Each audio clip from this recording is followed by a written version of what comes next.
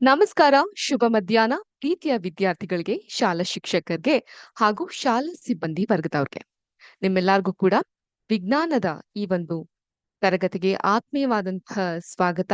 ವಾರದ ಅತಿಥಿ ಆಗ್ಬಿಟ್ಟಿದೀವಿ ನಾವು. ಯಾಕಂದ್ರೆ ವಾರಕ್ಕೊಮ್ಮೆ ಭೇಟಿ ಆಗ್ತೀವಿ. ಹೋದ್ ಬುಧವಾರ 6ನೇ ತಾರೀಕು ಭೇಟಿ ಆದ್ವಿ. ಅದಾದ ನಂತರ ಇವತ್ತು ಭೇಟಿ ಆಗ್ತಾ ಇದೀವಿ 13ನೇ ತಾರೀಕು. ಹೇಗಿದ್ದೀರಾ ಎಲ್ಲ? ಹೇಗ್ ನಡೀತಾ ಇದೆ ತಮ್ಮ ಒಂದು ಸ್ವಾತಂತ್ರ್ಯ ದಿನಾಚರಣೆಯ ಸಂಭ್ರಮ? ಯಾಕಂದ್ರೆ ಎಲ್ಲದಕ್ಕಿಂತ ಹೆಚ್ಚು ಸಂಭ್ರಮ ಇರೋದು ಶಾಲೆಯಲ್ಲೇ ಅಲ್ವಾ? ನಾವೆಲ್ಲ ನಮ್ಮ ಆ ಒಂದು ಇಂಡಿಪೆಂಡೆನ್ಸ್ ಡೇ ಸಮಯಕ್ಕೆ ಹೋಗ್ತಾ ಇದ್ವಿ. ನಾವೆಲ್ಲ ಶಾಲೆಯಲ್ಲಿ ಇದ್ದಾಗ ಬ್ಯಾಂಡ್ ಅಲ್ಲಿ ಇರ್ತಾ ಇದ್ದಿದ್ದು, ಬ್ಯಾಂಡ್ ಮಾರ್ಚ್ ಫಾಸ್ಟ್ ಮಾಡ್ತಾ ಇದ್ದಿದ್ದು, ಹಾಗೂ ಸ್ವಾತಂತ್ರ್ಯ ದಿನಾಚರಣೆಗೆ ವಿಶೇಷವಾದಂತಹ ಕಾರ್ಯಕ್ರಮಗಳೆಲ್ಲ ಇರ್ತಾ ಇದ್ವು. ಅಂತಹ ಕಾರ್ಯಕ್ರಮಗಳಲ್ಲೆಲ್ಲ ಭಾಗವಹಿಸ್ತಾ ಇದ್ದಿದ್ದು. ಸೊ ಇವೆಲ್ಲ ನೆನಪಿಗೆ ಬರುತ್ತೆ. ನಿಮ್ಗೂ ಕೂಡ ಆ ಎಲ್ಲಾ ನೆನಪುಗಳನ್ನ ನೀವು ಇವಾಗ ಎಷ್ಟು ಎಂಜಾಯ್ ಮಾಡ್ತಿರೋ ಮಾಡ್ತಾ ಹೋಗಿ. ಯಾಕಂದ್ರೆ ಮುಂದೊಂದ್ ದಿನ ಅದೊಂದು ಒಳ್ಳೆಯ ಮೆಮರಿ ಆಗಿ ನಿಮ್ಮ ಜೀವನದಲ್ಲಿ ಉಳ್ಕೊಳ್ಳುತ್ತೆ. ಸೊ ಯಾರು ಹೆಸಿಟೇಟ್ ಮಾಡ್ಕೊಂಬೇಡಿ. ಆದಷ್ಟು ಸಾಧ್ಯವಾದಷ್ಟು ಪಾರ್ಟಿಸಿಪೇಟ್ ಮಾಡಿ. ಯಾಕಂದ್ರೆ ಈ ಸ್ಕೂಲ್ ಡೇಸ್ ಇದೆಯಲ್ಲ, ಅದನ್ನ ಗೋಲ್ಡನ್ ಡೇಸ್ ಅಂತ ಕರೀತಾರೆ. ಮತ್ ಯಾವತ್ತೂ ವಾಪಸ್ ಬರ್ದಿರುವಂತಹ ಸುಂದರವಾದಂತಹ ಕ್ಷಣ ಈ ಒಂದು ಶಾಲೆಯ ಈ ಒಂದು ಸ್ವಾತಂತ್ರ್ಯ ದಿನಾಚರಣೆ. ಸ್ವಾತಂತ್ರ್ಯ ದಿನಾಚರಣೆಯ ಬಗ್ಗೆ ಸ್ವಲ್ಪ ಹೇಳೋದಾದ್ರೆ, ನಮ್ಮ ಭಾರತದ ಸ್ವಾತಂತ್ರ್ಯದ ಚೈತನ್ಯವನ್ನ ನಾವು ಸ್ಮರಿಸುವಂತಹ ದಿನ. ಆದ್ರಿಂದ ಈ ಸ್ವಾತಂತ್ರ್ಯ ದಿನಾಚರಣೆಯನ್ನ ಹೆಮ್ಮೆಯಿಂದ ನಾವು ಘೋಷಿಸ್ತೀವಿ. ಮತ್ತೆ ಈ ವರ್ಷದ ಅಭಿಯಾನ ನಮ್ಮ ಹಂಚಿಕೆ, ಪರಂಪರೆ ಮತ್ತು ಮೌಲ್ಯಗಳನ್ನ ಆಚರಿಸುವಂತ ಸೃಜನಶೀಲ ಮತ್ತು ಆಕರ್ಷಕ ಚಟುವಟಿಕೆ ಮೂಲಕ ದೇಶಭಕ್ತಿಯ ಹೆಮ್ಮೆ ಮತ್ತು ರಾಷ್ಟ್ರೀಯ ಏಕತೆಯನ್ನ ವಿಶೇಷವಾಗಿ ನಮ್ಮಂತಹ ಯುವಕರಲ್ಲಿ ಬೆಳೆಸುವಂತಹ ಧ್ಯೇಯವನ್ನ ಮುಂದುವರ್ಸ್ಕೊಬೇಕಾಗತ್ತೆ. ನಮ್ಮ ಸ್ವಾತಂತ್ರ್ಯ ಹೋರಾಟಗಾರರ ತ್ಯಾಗವನ್ನ ಗೌರವಿಸೋದಕ್ಕೆ ಮತ್ತು ನಮ್ಮ ರಾಷ್ಟ್ರದ ರೋಮಾಂಚಕ ಪ್ರಯಾಣವನ್ನ ಆಚರಿಸೋದಕ್ಕೆ ದೇಶದಾದ್ಯಂತ ನಾಗರಿಕರು ರಾಷ್ಟ್ರವ್ಯಾಪಿ ಸ್ಪರ್ಧೆಗಳಲ್ಲಿ ಭಾಗವಹಿಸ್ತಾರೆ. ಶಾಲೆಗಳಲ್ಲೂ ಕೂಡ ನಿಮ್ಗೆ ಎಷ್ಟೊಂದು ಸ್ಪರ್ಧೆಗಳಿರಬಹುದಲ್ವಾ? ಅದ್ರಲ್ಲೂ ಹರ್ ಘರ್ ತಿರಂಗ ಅಂದ್ರೆ ನಮ್ಮ ದೇಶ ನಮ್ಮ ಹೆಮ್ಮೆ ಅನ್ನೋದನ್ನ ಸೂಚಿಸುತ್ತೆ. ಮನೆಯ ಮೇಲ್ಗಡೆ ನಮ್ಮ ಭಾರತದ ಧ್ವಜವನ್ನ ನಾವು ಹಾರಾಡಿಸ್ತೀವಿ. ಸೊ ಆದ್ರಿಂದ ಇದು ನಮ್ಮ ಸೃಜನಶೀಲತೆ, ಪ್ರತಿಬಿಂಬ ಮತ್ತು ಭಾರತದ ಧೈರ್ಯ, ಸ್ಥಿತಿಸ್ಥಾಪಕತ್ವ ಮತ್ತು ಏಕತೆಯ ಪರಂಪರೆಯನ್ನ ತೋರಿಸ್ಲಿಕ್ಕೆ ಹರ್ ಘರ್ ತಿರಂಗವನ್ನ ನಾವು ಆಚರಿಸ್ತಾ ಇದ್ದೀವಿ. ಇಷ್ಟು ಮಾತ್ರ ಅಲ್ಲ, ಕಲೆ, ಮಾತು, ಜ್ಞಾನ ಮತ್ತು ವಿನ್ಯಾಸದ ಮೂಲಕ ನಮ್ಮ ದೇಶಭಕ್ತಿ ಬೆಳಗ್ಬೇಕಾಗತ್ತೆ. ಮುಕ್ತ ಮತ್ತು ಏಕೀಕೃತ ಭಾರತದ ಸಾರವನ್ನ ಆಚರಿಸೋಕೆ ಎಲ್ಲರೂ ಕೈ ಜೋಡಿಸ್ಬೇಕಾಗಿದೆ. ಸೊ ಮತ್ತೊಮ್ಮೆ ನಮ್ಮ ಪ್ರೀತಿಯ ವಿದ್ಯಾರ್ಥಿಗಳಿಗೆ, ಶಿಕ್ಷಕರಿಗೆ ಹಾಗೂ ಶಾಲಾ ಸಿಬ್ಬಂದಿ ವರ್ಗದವರಿಗೆ ಎಲ್ಲಾರ್ಗೂ ಕೂಡ ಸ್ವಾತಂತ್ರ್ಯ ದಿನಾಚರಣೆಯ ಹಾರ್ದಿಕ ಶುಭಾಶಯಗಳು. ಸೊ ಇದನ್ನ ಹೇಳ್ತಾ ನಾವು ನಮ್ಮ 2ನೆಯ ಪಾಠದ ಕಡೆಗೆ ಗಮನ ಹರಿಸೋಣ. ಇವತ್ತಿನ ಕ್ಲಾಸ್ನಲ್ಲಿ ನಾವು ಕಲೀಲಿಕ್ಕೆ ಹೊರಟಿರುವಂತಹ ಪಾಠ ಸೂಕ್ಷ್ಮ ಜೀವಿಗಳು, ಮಿತ್ರ ಮತ್ತು ಶತ್ರು. ಬಹುಶಃ ನಿಮ್ಮ ಶಾಲೆಯಲ್ಲಿ ಪಾಠವನ್ನ ಮುಗಿಸಿ ಯಾವುದೋ ಕಾಲ ಆಗಿರ್ಬೇಕು. ಸೊ ಸಿನ್ಸ್ ನಾವು ವಾರಕ್ಕೆ ಒಮ್ಮೆ ಮಾತ್ರ ಸಿಗೋದ್ರಿಂದ ಈ ಒಂದು ಪಾಠವನ್ನ ಈಗ ನೋಡೋಣ. ಸೂಕ್ಷ್ಮ ಜೀವಿಗಳು,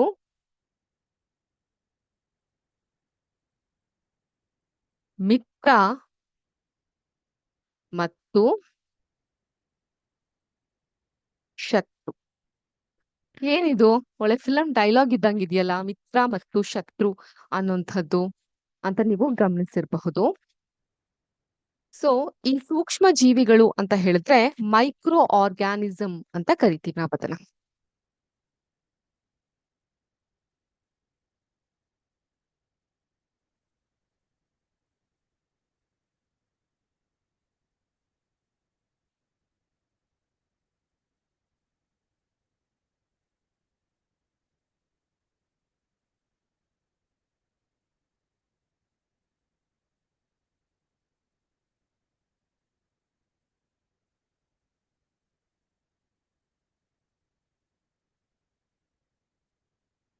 ಓಕೆ,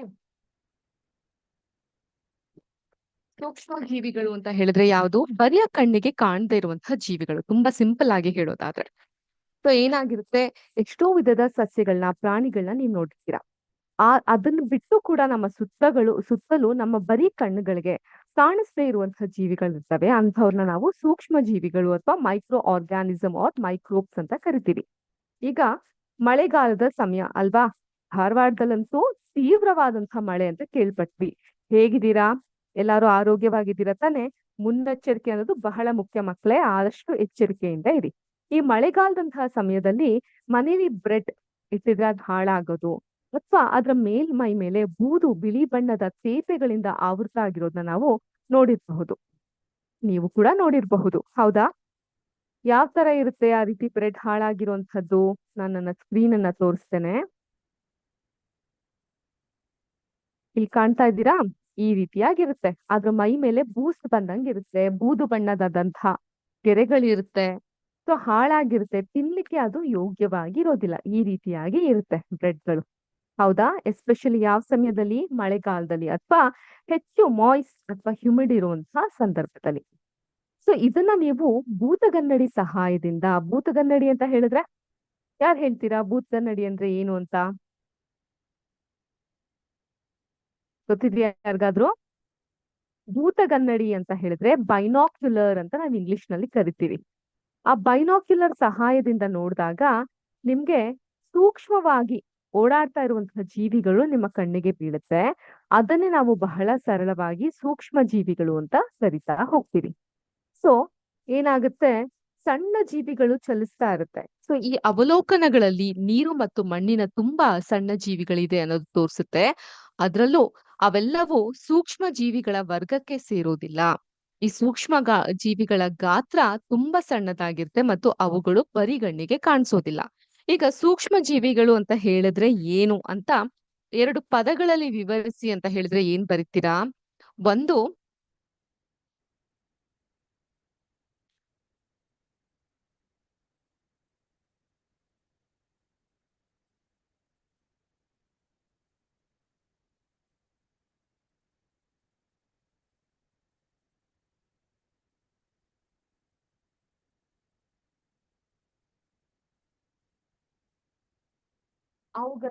ಅವುಗಳ ಗಾತ್ರ ಚಿಕ್ಕದಾಗಿ ಇರುತ್ತದೆ. ಇನ್ನೊಂದು, ಬರೀ ಕಣ್ಣಿಗೆ ಅವು ಕಾಣಿಸೋದಿಲ್ಲ.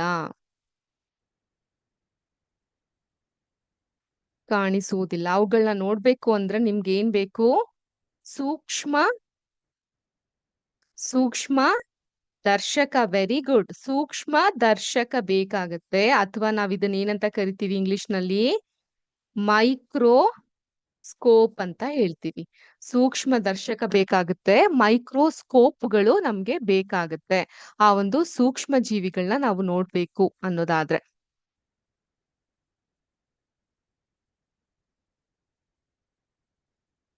ಆದ್ರಿಂದ ಸೊ ಏನಾಗುತ್ತೆ, ಈ ಬ್ರೆಡ್ಗಳ ಮೇಲೆ ಬೆಳೆಯುವಂತಹ ಕೆಲವು ಶಿಲೀಂಧ್ರಗಳನ್ನ, ಶಿಲೀಂಧ್ರ ಅಂದ್ರೆ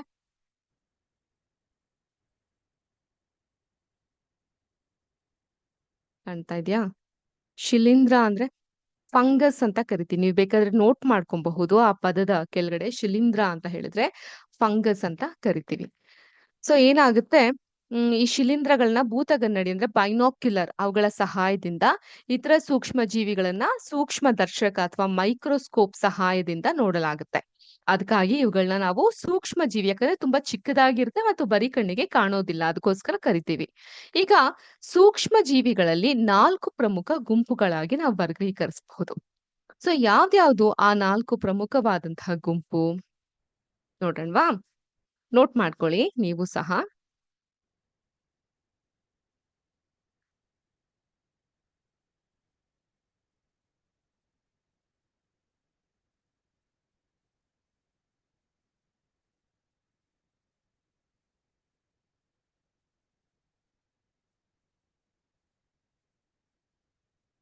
ಬ್ಯಾಕ್ಟೀರಿಯಾ. 2, ಶಿಲೀಂಧ್ರ ಅಂದ್ರೆ ಫಂಗಸ್ ಅಂತ ಕರಿತೀವಲ್ಲ ಅದು. 3ನೇದು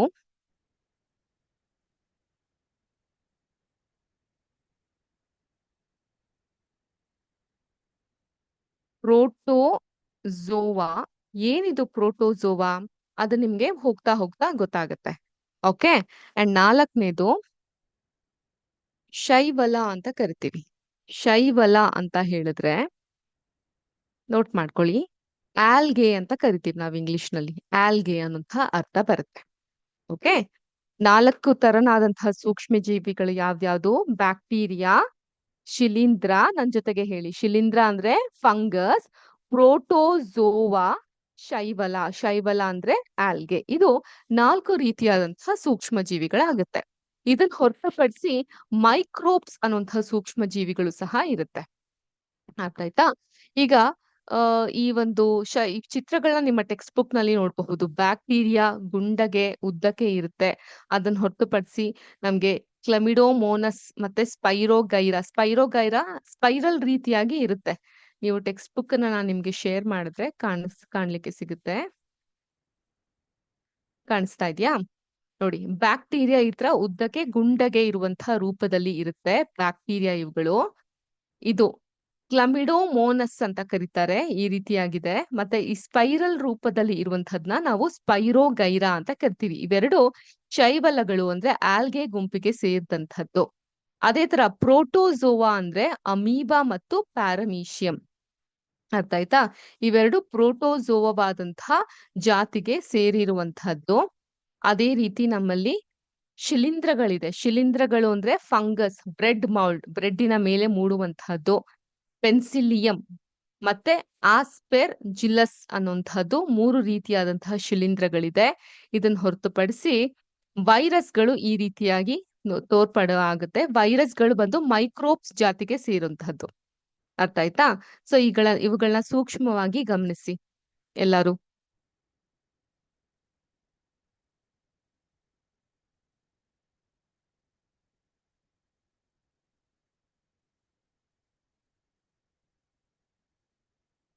ಗಮನಿಸಿದ್ರಾ?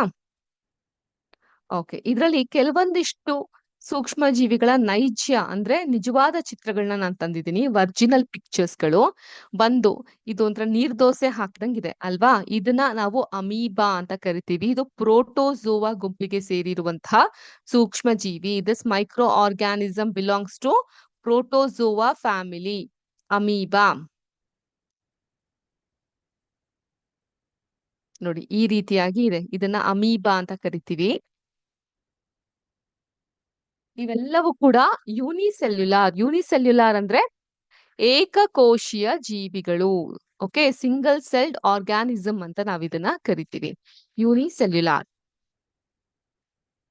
ನೋಡಿ ಈ ರೀತಿಯಾಗಿ ಇರುತ್ತೆ. ಇದು ಟ್ರಾನ್ಸ್ಪರೆಂಟ್ ಆಗಿರುವಂತಹ ಅಮೀಬಾ. ಪಿಕ್ಚರ್ಸ್ ಗಳನ್ನ ಸ್ವಲ್ಪ ವೇಗವಾಗಿ ತೋರಿಸ್ತಾ ಇದ್ದೀನಿ ಅಂತ ಅನ್ಸಿದ್ರೆ ನಾನು ಸ್ಟಾಪ್ ಮಾಡ್ತೀನಿ ನಿಮ್ಗೋಸ್ಕರ.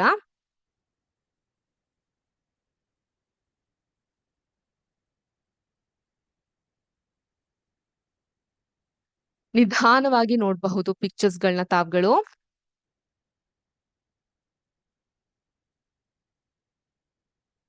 ಆದಷ್ಟು ಮ್ಯಾಮ್ ಯಾಕೆ ಪಿಕ್ಚರ್ಸ್ ಗಳನ್ನ ನಿಮಗೆ ತೋರಿಸ್ತೀವಿ ಯಾಕಂದ್ರೆ ನೋಡಿ, ಯಾವ್ದೋ ಒಂದು ಫಿಲಂ ನೋಡಿದಾಗ, ಚಲನಚಿತ್ರ ನೋಡಿದಾಗ ನಮ್ಮ ಮೇಲೆ ಅದು ಬೀರುವಂತಹ ಇಂಪ್ಯಾಕ್ಟ್ ಬೇರೆದೆ ಅಲ್ವಾ?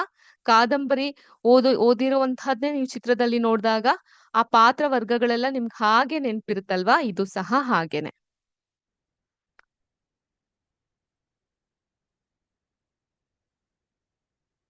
ನೋಡಿದ್ರಾ? ಇದೇನಿರ್ಬಹುದು ಗೆಸ್ ಮಾಡಿ, ಸ್ವಲ್ಪ ಚಿಕ್ಕದ್ ಮಾಡ್ತೀನಿ. ಕಾಣ್ತಾ ಇದ್ಯಾ? ನೋಡಿ, ಇಲ್ಲಿ ಕೂದ್ಲು ತರ ಕಾಣ್ತಾ ಇದೆ ಸುತ್ತಲೂ. ಇದು ಕೂಡ ಸೂಕ್ಷ್ಮ ಜೀವಿ. ಇದನ್ನ ನಾವು ಪ್ಯಾರಮೋಶಿಯಂ ಅಂತ ಕರಿತೀವಿ. ಇದು ಕೂಡ ಯಾವ ವರ್ಗಕ್ಕೆ ಸೇರುತ್ತೆ? ಪ್ರೋಟೋಜೋವಾ ವರ್ಗಕ್ಕೆ ಸೇರುವಂತಹ ಸೂಕ್ಷ್ಮ ಜೀವಿಗಳಲ್ಲಿ ಇದು ಸಹ ಒಂದು.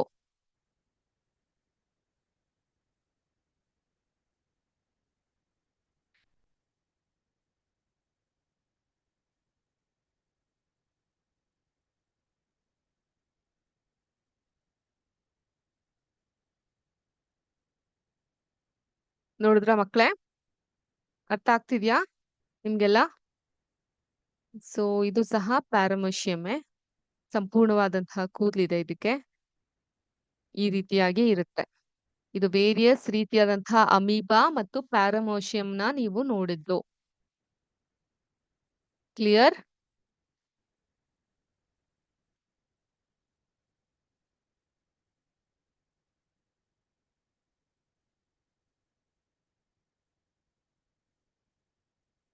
ಓಕೆ. ಅಂಡ್ ನಿಮ್ಮ ಟೆಕ್ಸ್ಟ್ ಬುಕ್ ಅಲ್ಲೂ ಕೂಡ ಇಮೇಜಸ್ ಗಳನ್ನ ಕೊಟ್ಟಿದ್ದಾರೆ. ನೀವು ನೋಡಬಹುದು ಅಂತಹ ಇಮೇಜಸ್ ಗಳನ್ನ. ಈಗ ಈ ವೈರಸ್ಗಳು ಸಹ ಸೂಕ್ಷ್ಮ ಗಾತ್ರದ್ದೇ. ಅದು ಕೂಡ ಮೈಕ್ರೋ ಆರ್ಗಾನಿಸಮೇ. ಆದ್ರೆ ಸೂಕ್ಷ್ಮ ಜೀವಿಗಳಿಗಿಂತ ಅದು ಭಿನ್ನ. ಯಾಕೆ ಅಂತ ಹೇಳಿದ್ರೆ ಇವುಗಳು ತಮ್ಮ ಕಾರ್ಯವೈಖರಿಯನ್ನ ಮಾಡಕ್ಕೆ ಅದಕ್ಕೆ ಒಂದು ಅತೀತೆಯ ಜೀವಿಯ ಕೋಶದೊಳಗೆ ಮಾತ್ರ ಆ ಸಂತಾನೋತ್ಪತ್ತಿ ಮಾಡ್ಲಿಕ್ಕೆ ಸಾಧ್ಯವಾಗತ್ತೆ. ಅದನ್ನ ನಾವು ಪೋಸ್ಟ್ ಜೀವಿ ಅಥವಾ ಹೋಸ್ಟ್ ಸೆಲ್ಸ್ ಅಂತ ಕರಿತೀವಿ. ಈಗ ಕೊರೋನಾ ಉಂಟಾದಂತಹ ಸಮಯದಲ್ಲಿ ಒಂದು ನಾವು ಕೇಳ್ಪಟ್ಟದ್ದು, ಎಲ್ಲಾರು ಫೇಸ್ ಮಾಡಿದ್ದು ಅಂತ ಹೇಳಿದ್ರೆ ಲಾಕ್‌ಡೌನ್. ಹೌದಾ? ಏನಿದು ಲಾಕ್‌ಡೌನ್ ಅಂತ ಹೇಳಿದ್ರೆ, ಮನೆಯಿಂದ ಆಚೆ ಬರ್ಬೇಡಿ, ಎಲ್ಲ ಮನೆಯೊಳಗೆ ಬಂದಿಯಾಗಿರಿ. ಯಾಕೆ? ಈ ಕೊರೋನಾ ವೈರಸ್ ಅಂತಹದ್ದು ಏನಾಗುತ್ತೆ, ಒಬ್ಬ ವ್ಯಕ್ತಿಯಿಂದ ಇನ್ನೊಂದು ವ್ಯಕ್ತಿಗೆ ಸ್ಪ್ರೆಡ್ ಆಗ್ಬೇಕು ಅಂತ ಹೇಳಿದ್ರೆ, ಆ ವ್ಯಕ್ತಿ ಮನೆಯಿಂದ ಆಚೆ ಇದ್ದಾಗ ಅವ್ರಗಳಿಗೆ ಎಫೆಕ್ಟ್ ಆಗುತ್ತೆ. ಹೌದಾ? ಇವ್ರು ಮನೆಯಿಂದ ಆಚೆನೇ ಬರ್ದೆ ಎಲ್ಲಾರು ಸಹ ತಮ್ಮ ಮನೆಯೊಳಗೆ ಬಂದಿಯಾಗಿದ್ರು ಅಂದ್ರೆ, ಈ ವೈರಸ್ ಏನಾಗುತ್ತೆ, ಸ್ಪ್ರೆಡ್ ಆಗಕ್ಕೆ ಯಾವ್ದೇ ವ್ಯಕ್ತಿಗಳಿಲ್ದೆ ಅದು ಸಾಯುತ್ತೆ. ಅರ್ಥ ಆಯ್ತಾ? ಅದಕ್ಕೂ ಒಂದು ಸಾವಿಗೆ ಒಂದು ಆಯುಷ್ಯ ಅನ್ನೋದಿರುತ್ತೆ. ಕೆಲವೊಂದು ವೈರಸ್‌ಗಳಿಗೆ 7 ದಿನ, ಕೆಲವೊಂದಕ್ಕೆ 14 ದಿನ, ಕೆಲವೊಂದಕ್ಕೆ 21 ದಿನ ಈ ರೀತಿ ಆಯುಷ್ಯಗಳಿರುತ್ತೆ. ಸೊ ಆದ್ರಿಂದ ನಾವು ಮನೆ ಬಿಟ್ಟು ಆಚೆ ಬರ್ದೇ ಇದ್ದಾಗ, ಆ ವೈರಾಣುಗಳಿಗೆ ಸುತ್ತಮುತ್ತ ಯಾವ್ದೇ ಜೀವಿ ಸಿಗದೇ ಇರುವಂತಹ ಕಾರಣ ಅಥವಾ ಹೋಸ್ಟ್ ಸೆಲ್ ಸಿಗದೇ ಇರೋ ಕಾರಣ ಅವು ಸಾವನ್ನಪ್ತಾ ಇದ್ವು. ವಸ್ತುಗಳ ಮೇಲೂ ಅವುಗಳು ಇರ್ತಾ ಇದ್ವು. ಆದ್ರೆ ಮನುಷ್ಯರ ಮೇಲಿದ್ದಂತಹ ಪರಿಣಾಮ ಅಲ್ಲಿ ಬೀರ್ಲಿಕ್ಕಾಗ್ದೆ ಅವು ಸಾವನ್ನ ಅಪ್ತಾ ಇದ್ವು. ಅದಕ್ಕೋಸ್ಕರ ಈ ಲಾಕ್‌ಡೌನ್ ಅನ್ನ ಮಾಡ್ಬೇಕಾಯ್ತು. ಸೊ ಇವಾಗ ಲಾಕ್‌ಡೌನ್ ಅನ್ನೋದು ಏನಕ್ಕಾಯ್ತಾಗೆಲ್ಲ ನೀವಿನ್ನು ಚಿಕ್ಕ ಮಗು ಆಗಿದ್ರಿ ಅಂತ ಕಾಣುತ್ತೆ. ಹೌದಾ? ಓಕೆ. ಸೊ ಯಾಕ್ ಮಾಡಿದ್ದು ಅನ್ನೋದು ನಿಮ್ಗೆ ಗೊತ್ತಾಗಿರ್ಬೇಕು. ಸೊ ಈ ವೈರಾಣುಗಳು ತಮ್ಮ ಒಂದು ಜೀವಂತವಾಗಿ ಅವ್ರು ಇರ್ಬೇಕು ಅಥವಾ ಸಂತಾನೋತ್ಪತ್ತಿ ಮಾಡ್ಬೇಕು ಅಂದ್ರೆ ಅವಕ್ಕೊಂದು ಆತಿಥೇಯವಾದಂತಹ ಜೀವದ ಅವಶ್ಯಕತೆ ಬಹಳ ಇದೆ. ಇದನ್ನ ನಾವು ಹೋಸ್ಟ್ ಸೆಲ್ಸ್ ಅಂತ ಕರಿತೀವಿ. ಅರ್ಥ ಆಯ್ತಾ? ಸೊ ಆದ್ರಿಂದ ಒಂದು ಬ್ಯಾಕ್ಟೀರಿಯಾ, ಸಸ್ಯ ಅಥವಾ ಪ್ರಾಣಿ ಆಗಿರಬಹುದು. ಕೆಲವು ವೈರಸ್‌ಗಳು ಚಿತ್ರದಲ್ಲಿ ನಿಮ್ಗೆ ತೋರಿಸಿದ್ವಲ್ಲ, ಅದು ಸಾಮಾನ್ಯವಾಗಿ ಕಾಯಿಲೆಗಳಾದಂತಹ ಶೀತ, ಈ ಸಂದರ್ಭದಲ್ಲಿ ಉಂಟಾಗುವಂತಹ ಕಾಯಿಲೆ ಕೋಲ್ಡ್, ಇನ್ಫ್ಲೂಯೆನ್ಸಾ, ಫ್ಲೂ ಅಂತ ಕರಿತೀವಿ ಮತ್ತು ಹಲವು ಬಗೆಯ ಕೆಮ್ಮು ವೈರಸ್‌ಗಳಿಂದ ಉಂಟಾಗುತ್ತೆ. ಪೋಲಿಯೋ, ಈಗ ನಮ್ಮ ದೇಶ ಅಂತೂ ಪೋಲಿಯೋ ಮುಕ್ತವಾದಂತಹ ದೇಶವಾಗಿದೆ ಮತ್ತು ಸೀತಳೆ ಸಿಡುಬು ಅಂತ ಇದೆ. ಸೀತಳೆ ಸಿಡುಬು ಅಂದ್ರೆ ಚಿಕನ್ ಪಾಕ್ಸ್ ಮುಂತಾದ ಗಂಭೀರ ರೋಗಗಳು ಕೂಡ ವೈರಸ್‌ನಿಂದ ಉಂಟಾಗುವಂತಹ ಕಾಯಿಲೆ. ಅದಕ್ಕೋಸ್ಕರನೇ ಅಲ್ವಾ ಸರ್ಕಾರಿ ಆಸ್ಪತ್ರೆಗಳಲ್ಲಿ ಏನ್ ಮಾಡ್ತಾರೆ, ಎಲ್ಲಾ ರೋಗಗಳಿಗೂ ಚಿಕ್ಕ ಮಕ್ಕಳು ಹುಟ್ಟಿರುವಂತಹ ಮಗುವಿಗೆ ಚುಚ್ಚುಮದ್ದನ್ನ ನೀಡ್ತಾ ಹೋಗ್ತಾರೆ. ಚುಚ್ಚುಮದ್ದು ಅಂತ ಹೇಳಿದ್ರೆ ಏನ್ ಮಕ್ಕಳೇ?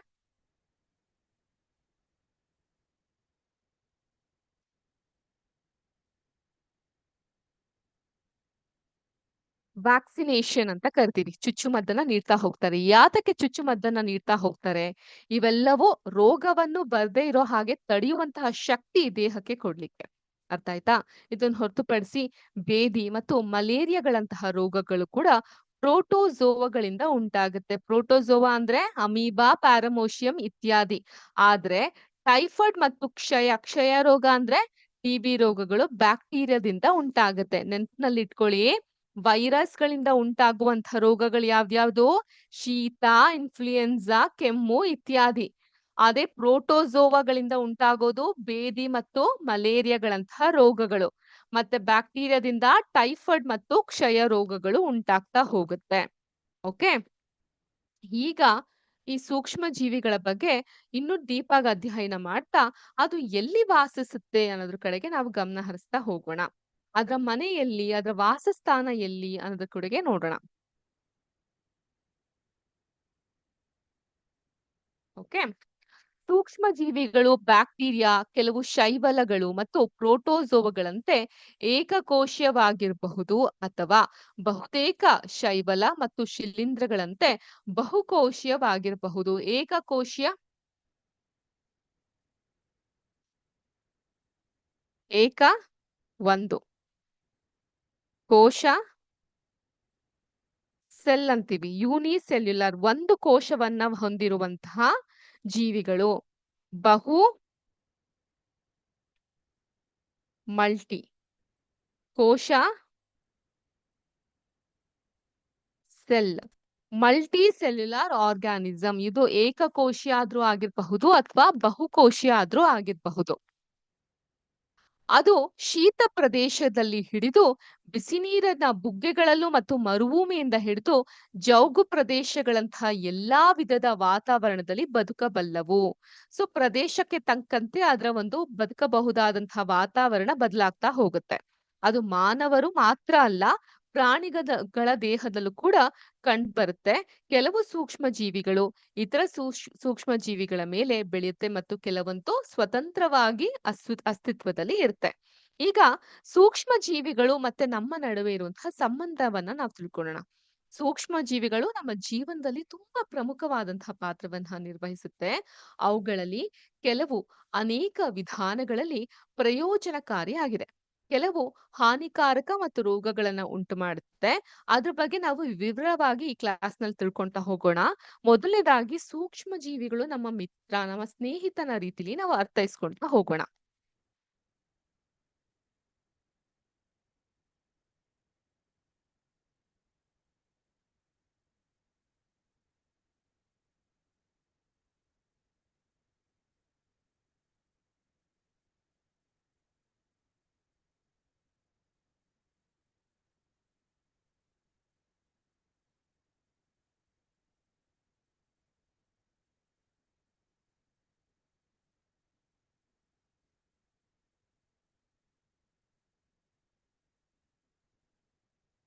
ಸ್ನೇಹಿತನಾಗಿ ಸೂಕ್ಷ್ಮಜೀವಿ.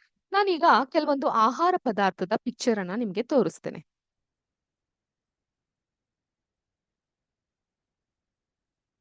ನನ್ನ ಸ್ಕ್ರೀನ್ ಕಾಣಿಸ್ತಾ ಇದ್ಯಾ? ಏನಿರಬಹುದಿದು?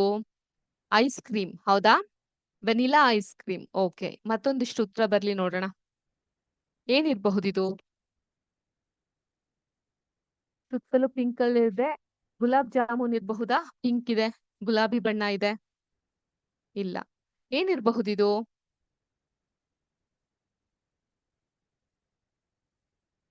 ಓಕೆ. ಸೊ ಇದು ಬಂದು ಮೊಸರು. ಓಕೆ. ಮೊಸರು ಕರ್ಡಿನ ಪಿಕ್ಚರ್ ಅನ್ನ ನೀವು ನೋಡ್ತಾ ಇದ್ದೀರಾ. ಸೊ ಮೊಸರು ಹೇಗಾಗುತ್ತೆ? ಹಾಲಿಗೆ ನೀವ್ ನೋಡಿರಬಹುದು ನಿಮ್ಮ ತಾಯಿ ರಾತ್ರಿ ಹೊತ್ತು ಒಂದ್ ಚೂರೇ ಚೂರು ಮೊಸರನ್ನ ಹಾಕಿ ಹೆಪ್ಪು ಮಾಡ್ತಾರೆ. ಹೆಪ್ಪು ಮಾಡಿದ ನಂತರ ಮೊಸರು ಮರುದಿನ ಉಂಟಾಗತ್ತೆ ಅಲ್ವಾ? ಸೊ ಈಗ ಈ ಮೊಸರಾಗಿರ್ಬಹುದು, ಬ್ರೆಡ್ ಆಗಿರಬಹುದು, ಕೇಕ್ ಆಗಿರಬಹುದು, ಇವೆಲ್ಲ ತಯಾರಾಗ್ಬೇಕು ಅಂದ್ರೆ ಅಲ್ಲಿ ಸೂಕ್ಷ್ಮ ಜೀವಿಯ ಪಾತ್ರ ಇದ್ದದ್ದೇ. ಅರ್ಥ ಆಯ್ತಾ? ನಮ್ಮ ಅಷ್ಟ್ ಮಾತ್ರ ಅಲ್ಲ, ನಮ್ಮ ಪರಿಸರವನ್ನ ಸ್ವಚ್ಛಗೊಳಿಸ್ಲಿಕ್ಕೆ ಲೈಕ್ ಬ್ಯಾಕ್ಟೀರಿಯಾಗಳಿಂದ ಸಾವಯವ ತ್ಯಾಜ್ಯ ಉಂಟಾಗುತ್ತೆ. ನೀವೆಲ್ಲರೂ ಮೊದಲನೇ ಪಾಠ ಬೆಳೆಯ ಉತ್ಪಾದನೆ ಮತ್ತು ನಿರ್ವಹಣೆಯಲ್ಲಿ ರಸಗೊಬ್ಬರ ಮತ್ತು ಸಾವಯವ ಗೊಬ್ಬರದ ಬಗ್ಗೆ ತಿಳ್ಕೊಂಡಿದ್ರಿ. ಸಾವಯವ ಗೊಬ್ಬರಗಳು ಹೇಗುಂಟಾಗುತ್ತೆ? ಈ ಒಂದು ತರಕಾರಿ, ಸಿಪ್ಪೆಗಳು ಮತ್ತೆ ಪ್ರಾಣಿಗಳ ಅವಶೇಷಗಳು, ಮಲ ಇತ್ಯಾದಿಯಿಂದ ಉಂಟಾಗುವಂತಹದ್ದು. ಅಲ್ಲಿ ಸೂಕ್ಷ್ಮ ಜೀವಿಗಳು ಕಾರ್ಯವೈಖರಿ ನಡೆಸಿ ಅದನ್ನ ಉಂಟು ಮಾಡತ್ತೆ. ಅಲ್ವಾ? ಸೊ ಆ ರೀತಿಯಾಗಿ ಹಾನಿಕಾರವಲ್ಲದ ಅಂದ್ರೆ ಹಾರ್ಮ್‌ಲೆಸ್ ಅಂತ ಕರಿತೀವಿ ನಾವು ಇಂಗ್ಲಿಷ್‌ನಲ್ಲಿ. ಮತ್ತು ಬಳಸಬಹುದಾದಂತಹ ವಸ್ತುಗಳನ್ನ ವಿಘಟಿಸುವಂತಹ ಕಾರ್ಯಕ್ರಮ ಈ ಸೂಕ್ಷ್ಮ ಜೀವಿಗಳಿಂದ ಆಗತ್ತೆ.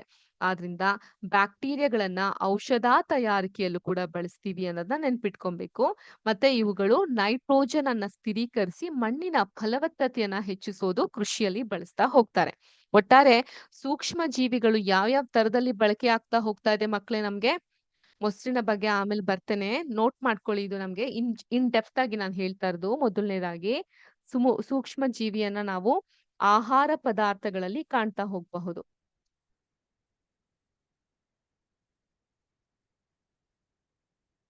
ಲೈಕ್ ಮೊಸರು, ಬ್ರೆಡ್, ಕೇಕ್ ಇತ್ಯಾದಿ. ಎರಡನೇದಾಗಿ ಮದ್ಯ. ಇದನ್ನ ನೋಟ್ ಮಾಡ್ಕೊಬಹುದು ನೀವು. ಶಾರ್ಟ್ ನೋಟ್ಸ್ ಆಗಿ ನೋಟ್ ಮಾಡ್ಕೊಳ್ಳಿ. ಶಾರ್ಟ್ ನೋಟ್ಸ್ ಅಂತ ಹೇಳಿದ್ರೆ ಪರೀಕ್ಷೆಯ ಸಮಯದಲ್ಲಿ ನೀವು ಜಸ್ಟ್ ಕ್ವಿಕ್ ಆಗಿ ಓದ್ಲಿಕ್ಕೆ, ಅದನ್ನ ಓದ್ತಾ ಇದ್ದಂಗೆ ಅದ್ರೊಳಗಡೆ ಏನಿದೆ ಅನ್ನೋದು ನಮ್ಗೆ ಗೊತ್ತಾಗುತ್ತೆ. ಈಗ ಫಿಲಂನ ಫುಲ್ ನೋಡೋದ್ಕಿಂತ ಟ್ರೈಲರ್‌ನ ನೋಡ್ತೀವಲ್ಲ, ಆ ರೀತಿಯಾಗಿ ಮೇನ್ ಪಾಯಿಂಟ್ಸ್ ಗಳು ಇರುತ್ತೆ. ಮದ್ಯದ ತಯಾರಿಕೆಗೆ ಅನಾದಿ ಕಾಲದಿಂದ ಸಹ ಸೂಕ್ಷ್ಮ ಜೀವಿಗಳನ್ನ ಬಳಸ್ತಾರೆ. ಮದ್ಯ, ವೈನ್, ಆಲ್ಕೋಹಾಲ್ ಇವುಗಳ ತಯಾರಿಕೆಯಲ್ಲಿ. ಮೂರನೇದು ಸೂಕ್ಷ್ಮ ಜೀವಿ ಬಂದು ಈ ಒಂದು ಸಾವಯವ ಗೊಬ್ಬರದ ತಯಾರಿಕೆಯಲ್ಲಿ ಮತ್ತೆ ನಮ್ಮ ಒಂದು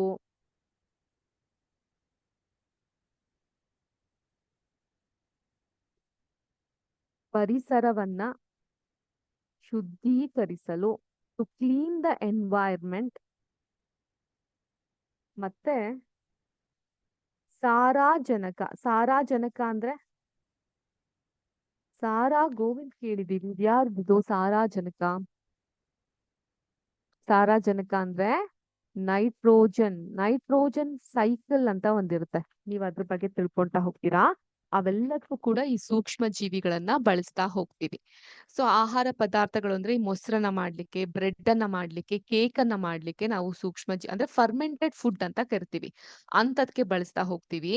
ಎರಡನೇದ್ ಬಂದು ಮದ್ಯದ ತಯಾರಿಕೆಯಲ್ಲಿ ಬಳಸ್ತಾ ಹೋಗ್ತೀವಿ. ಮೂರನೇದು ಗೊಬ್ಬರದ ತಯಾರಿಕೆಗೆ ನಾ ಆಗ್ಲೇ ಹೇಳ್ದಂಗೆ ತರಕಾರಿ ಸಿಪ್ಪೆಗಳು, ಪ್ರಾಣಿಗಳ ಅವಶೇಷಗಳು, ಮಲ ಇತ್ಯಾದಿ ಇದಕ್ಕೆ ಪರಿಸರವನ್ನ ಶುದ್ಧೀಕರಿಸಲು. ಈ ಪರಿಸರವನ್ನ ಶುದ್ಧೀಕರಿಸಲು ಅಂದ್ರೆ ಈಗ ಈ ಕಾಗೆ ಬಂದು ಏನ್ ಮಾಡುತ್ತೆ, ಒಂದು ಇಲಿಯನ್ನ ಕಚ್ಚಿ ಸಾಯಿಸ್ಬಿಟ್ಟಿರುತ್ತೆ ಅಂತ ಇಟ್ಕೊಳ್ಳಿ. ಇಲಿ ಸತ್ ಬಿದ್ದಿರುತ್ತೆ. ಅದ್ ಹಾಗೆ ಇರುತ್ತಾ? ಇಲ್ಲ ಅಲ್ವಾ? ಅದು ಸಂಪೂರ್ಣವಾಗಿ ಭೂಮಿಯೊಳಗೆ ನಶಿಸಿ ಹೋಗುತ್ತೆ. ಅದಕ್ಕೆ ಕಾರಣಕರ್ತ ಯಾವುದು? ಅಗೇನ್ ಸೂಕ್ಷ್ಮ ಜೀವಿಗಳು. ಸೊ ಅದನ್ನ ವಿಘಟನೆಗೊಳಿಸ್ಲಿಕ್ಕೆ ಹಾನಿಕರವಲ್ಲದೆ ಇರುವಂತಹ ವಸ್ತುಗಳನ್ನ ವಿಘಟನೆಗೊಳಿಸ್ಲಿಕ್ಕೆ ಅದು ನಮ್ಗೆ ಸಹಾಯಕವಾಗುತ್ತೆ. ಅಷ್ಟ್ ಮಾತ್ರ ಅಲ್ಲದೆ ಈ ಪರಿಸರದಲ್ಲಿ ಸಾರಜನಕ ಅಥವಾ ನೈಟ್ರೋಜನ್ ಅನ್ನ ಸ್ಥಿರಕರಿಸಿ ಮತ್ತೆ ಮಣ್ಣಿನ ಫಲವತ್ತತೆಯನ್ನ ಇದನ್ನ ಹೆಚ್ಚಿಸಕ್ಕೂ ಕೂಡ ನಾವ್ ಇದನ್ನ ಕೃಷಿಲಿ ಬಳಸ್ತೀವಿ. ಅಂಡ್ ಇಂಪಾರ್ಟೆಂಟ್ ಆಗಿ ನಾನು ಹೇಳಲೇಬೇಕಾದಂತಹ ಮತ್ತೊಂದು ಅಂಶ ಅಂದ್ರೆ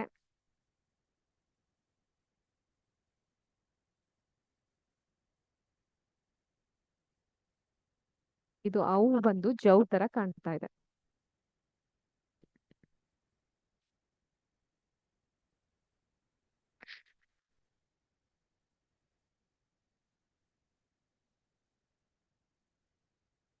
ಔಷಧಿ ತಯಾರಿಕೆಯಲ್ಲಿ ಹುಷಾರಿಲ್ಲ, ಡಾಕ್ಟರ್ ಹತ್ರ ಹೋಗ್ತೀರಾ. ಡಾಕ್ಟರ್ ಏನ್ ಕೊಡ್ತಾರೆ ನಿಮ್ಗೆ? ಆಂಟಿಬಯೋಟಿಕ್ ಅಂತ ಕೊಡ್ತಾರೆ. ಈ ಆಂಟಿಬಯೋಟಿಕ್ ಅನ್ನ ತಯಾರಾಗೋದು ಯಾವ್ದ್ರಿಂದ? ಸೂಕ್ಷ್ಮ ಜೀವಿಗಳಿಂದ. ಒಟ್ಟಾರೆ ಈ 6 ರೀತಿಯಲ್ಲಿ ಸೂಕ್ಷ್ಮ ಜೀವಿಗಳು ನಮ್ಗೆ ಸಹಾಯಕವಾಗಿ ನಿಲ್ಲುತ್ತೆ. ಹೆದರ್ಬೇಡಿ, ಪ್ರತಿಯೊಂದನ್ನು ಕೂಡ ಇನ್ ಡೀಟೇಲ್ ಆಗಿ ನಾನು ನಿಮ್ಗೆ ತಿಳಿಸ್ತಾ ಹೋಗ್ತೀನಿ. ಮೊದಲನೇದಾಗಿ ಆಹಾರ ಪದಾರ್ಥ ಲೈಕ್ ಮೊಸರು, ಬ್ರೆಡ್, ಕೇಕ್ ಇತ್ಯಾದಿ, ಮದ್ಯದ ತಯಾರಿಕೆಯಲ್ಲಿ, ಸಾವಯವ ಗೊಬ್ಬರಕ್ಕೆ, ಪರಿಸರವನ್ನ ಶುದ್ಧೀಕರಿಸಲು, ಪರಿಸರದಲ್ಲಿ ಸಾರಾಜನಕದ ಅಂಶ ಹೆಚ್ಚಿಸಿ ಭೂಮಿಯ ಫಲವತ್ತತೆಯನ್ನ ಫರ್ಟಿಲಿಟಿಯನ್ನ ಹೆಚ್ಚಿಸ್ಲಿಕ್ಕೆ, ಔಷಧಿ ತಯಾರಿಕೆ ಮಲ್ಲಿ ಇವೆಲ್ಲದರಲ್ಲೂ ಕೂಡ ಸೂಕ್ಷ್ಮ ಜೀವಿಗಳು ನಮ್ಗೆ ಸ್ನೇಹಿಯಾಗಿ ಫ್ರೆಂಡ್ಲಿ ಆಗಿ ಕೆಲಸ ಮಾಡುತ್ತೆ. ಈಗ ನಾನು ಕೆಲವೊಂದಿಷ್ಟು ಪಿಕ್ಚರ್ಸ್ ಗಳನ್ನ ನಿಮ್ಗೆ ತೋರಿಸ್ತಾ ಹೋಗ್ತೀನಿ. ಮೊಸರನ್ನ ತಯಾರಿಸ್ಕೊಳ್ಲಿಕ್ಕೆ ಸೂಕ್ಷ್ಮ ಜೀವಿಯನ್ನ ಬಳಸ್ತೀವಿ. ಇವೆಲ್ಲ ಕೂಡ ಮೈಕ್ರೋಸ್ಕೋಪ್ ನಲ್ಲಿ ಕಂಡು ಬಂದಂತಹ ಚಿತ್ರ. ಸ್ಫಟಿಕದ ರೀತಿ ಕಾಣ್ತಾ ಇದೆ ನೋಡಿ, ಇವೆಲ್ಲವೂ ಸೂಕ್ಷ್ಮ ಜೀವಿಗಳ ಚಿತ್ರ. ಬ್ರೆಡ್ ಇದು ಬಂದು ಹಾಳಾಗಿದೆ. ಬ್ರೆಡ್ಡಿನ ತಯಾರಿಕೆಯಲ್ಲೂ ಬಳಸ್ತೀವಿ. ಇಡ್ಲಿ ಬಾಯಲ್ಲಿ ನೀರ್ ಬರ್ತಾ ಇದೆಯಲ್ಲ, ಇಡ್ಲಿಗೆಲ್ಲ ತಿಂತೀರಾ ನಿಮ್ ಕಡೆ? ಅಥವಾ ಹೆಚ್ಚಾಗಿ ಜೋಳದ ರೊಟ್ಟಿ, ಆಮೇಲೆ ಪಲ್ಯ, ಶೇಂಗಾ ಬೀಜ ಇವುಗಳೇ ಹೆಚ್ಚಾ?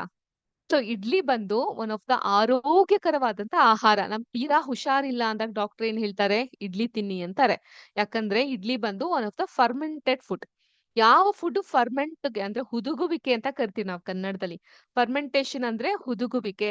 ಫರ್ಮೆಂಟೇಶನ್‌ಗೆ ಒಳಗಾಗುತ್ತೋ ಅಂತ ಆಹಾರ ನಮ್ಮ ಗಟ್ ಹೆಲ್ತ್ ಅಂತ ಹೇಳಿದ್ರೆ ನಮ್ಮ ಕರುಳು, ಯಕೃತ್ ಇವೆಲ್ಲ ಕೂಡ ಕೆಲಸ ಮಾಡ್ಲಿಕ್ಕೆ ಬಹಳ ಬಹಳ ಸಹಾಯಕ. ಆದ್ರಿಂದ ಇಡ್ಲಿ ಆಗಿರಬಹುದು, ದೋಸೆ ಆಗಿರಬಹುದು, ಇವೆಲ್ಲವನ್ನ ಕೂಡ ನಾವು ಫರ್ಮೆಂಟೆಡ್ ಫುಡ್ಸ್ ಅಥವಾ ಹುದುಗುವಿಕೆಗೆ ಒಳಗಾಗಿರುವಂತಹ ಆಹಾರ ಅಂತ ಕರಿತೀವಿ. ಇದು ನಮ್ಮ ಕರುಳಿನ ಆರೋಗ್ಯ, ನಮ್ಮ ಇಡೀ ದೇಹ ನಿಂತಿರೋದು ನೋಡಿ ಮಕ್ಳು, ಇದನ್ನೆಲ್ಲ ನೀವ್ ಕಲ್ತ್ಕೊಬೇಕು.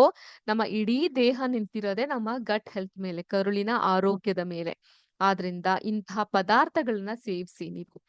ನಾವು ತಿಂತೀವಿ ಮೇಡಮ್, ದಹಿ ಪುರಿ ತಿಂತೀವಿ, ಅದ್ರಲ್ಲಿ ಮೊಸರು ಇರುತ್ತಲ್ಲ, ಕ್ಯಾರೆಟ್ ಇರುತ್ತಲ್ಲ, ಈರುಳ್ಳಿ ಇರುತ್ತಲ್ಲ, ಇವೆಲ್ಲ ಆರೋಗ್ಯಕ್ಕೆ ಒಳ್ಳೇದಲ್ವಾ ಅಂತ ನೀವು ಯೋಚಿಸ್ತಿರ್ಬಹುದು. ಗಂಜಿ, ಈಗ ಈ ಚಿತ್ರದಲ್ಲಿ ಮೊದಲು ಕಾಣ್ತಾ ಇದೆಯಲ್ಲ, ಇದನ್ನ ರಾಗಿ ಗಂಜಿ ಅಂತ ಕರಿತೀವಿ. ದಕ್ಷಿಣ ಕರ್ನಾಟಕದ ಕಡೆ ಮತ್ತೆ ದಕ್ಷಿಣ ಭಾರತದ ಕಡೆ ತಿಂತೀವಿ. ಇದು ನೋಡಿ ಅಳಸಂಡೆ ಕಾಳು ಅಂತ ಕರಿತೀವಿ. ಇದು ಬಂದು ವಡೆ ತರ ಇರುತ್ತೆ. ಮತ್ತೊಂದು ಚಿತ್ರ ಇರ್ಬೇಕಿತ್ತು, ಇಲ್ಲಿ ಕಾಣ್ತಾ ಇಲ್ಲ. ಡೋಕ್ಲಾ ಅಂತ ನಾರ್ತ್ ಇಂಡಿಯನ್ಸ್ಗಳು, ಉತ್ತರ ಭಾರತೀಯರು ತಿಂತಾ ಹೋಗ್ತಾರೆ. ಅಂದ್ರೆ ನಿಮ್ ಟೀಚರ್ಸ್ಗಳನ್ನ ಕೇಳಿದ್ರೆ ಅವ್ರು ನಿಮ್ಗೆ ಹೇಳ್ಬಹುದು.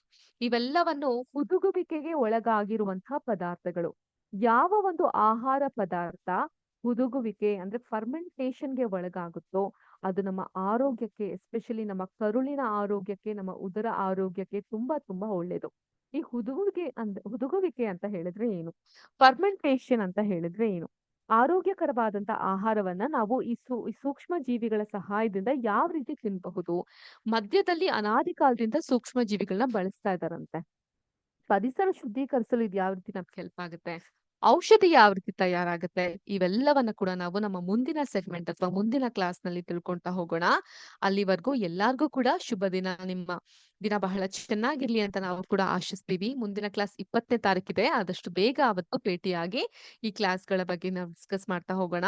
ನೀವಂತೂ ಸ್ವಾತಂತ್ರ್ಯ ದಿನಾಚರಣೆಯ ಪ್ರಿಪರೇಷನ್‌ನಲ್ಲಿ ಬ್ಯುಸಿಯಾಗಿರಬಹುದು. ನಿಮ್ಮೆಲ್ಲರಿಗೂ ಪಾಲಿಗೂ ಕೂಡ ಸಿಕ್ಕಿರುವಂತಹ ಸ್ವಾತಂತ್ರ್ಯ ಇದೆಯಲ್ಲ, ಅದು ಬಹಳ ಸುಲಭವಾಗಿ ಸಿಕ್ಕಿರುವಂತಹದ್ದಲ್ಲ. It was not free for us. ಸುಮಾರು ನಮ್ಮ ಹಿರೀಕರು, ಸ್ವಾತಂತ್ರ್ಯ ಹೋರಾಟಗಾರರು ನೆತ್ತರು ಚೆಲ್ಲಿ ಸಿಕ್ಕಿರುವಂತಹ ಸ್ವಾತಂತ್ರ್ಯ ಇದು. ಆ ಸ್ವಾತಂತ್ರ್ಯದ ಉಪಯೋಗವನ್ನ ಈ ಒಂದು ಪುಟ್ಟ ವಯಸ್ಸಿನಲ್ಲಿ ನೀವು ಪಡ್ಕೊಂತ ಹೋಗಿ. ನಿಮ್ಮೆಲ್ಲರಿಗೂ ಒಳ್ಳೇದಾಗ್ಲಿ ಅಂತ ಆಶಿಸ್ತೀವಿ. ಜೈ ಹಿಂದ್, ಜೈ ಕರ್ನಾಟಕ ಮಾತೆ, ಜೈ ವಿದ್ಯಾಶಕ್ತಿ, ನಮಸ್ಕಾರ ಅಂತ ಹೇಳಕ್ಕಿಂತ ಮುಂಚೆ ಎಲ್ಲರೂ ಒಕ್ಕೊರಳಾಗಿ ಜೋರಾಗಿ ಜೈ ಹಿಂದ್ ಅನ್ನಿ. ಪಕ್ಕದಲ್ಲಿರುವಂತಹ ಒಂದೆರಡು ಏರಿಯಾಗಳಿಗೂ ಕೇಳಿಸ್ಬೇಕು. ಅಷ್ಟು ಜೋರಾಗಿ ಹೇಳಿ. ಜೈ ಹಿಂದ್, ನಮಸ್ಕಾರ.